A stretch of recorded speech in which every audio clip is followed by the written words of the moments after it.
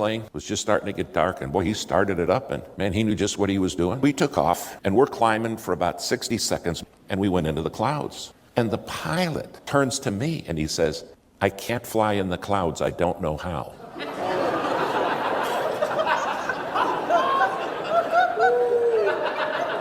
I said, "You what?" And he looked at me, and he said, "I'm feeling sick." And he put his head back and rolled his eyes. He said, "You'll have to take over." This is what I said. I said, "You wake up.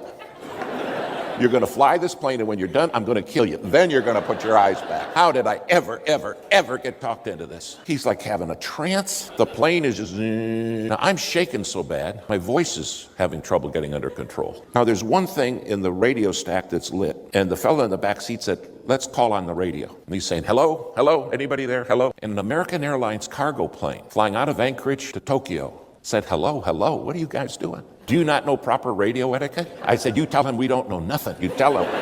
And he said, "Well, I'll stay with you.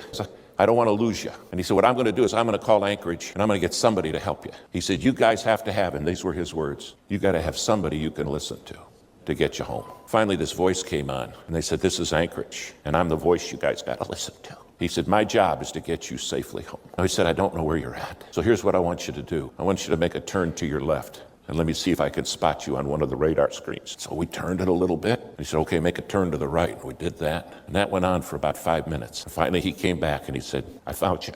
And you're headed for a mountain. You're about 6 to 7 minutes from crashing. You're going to follow my words. Turn the plane to the right."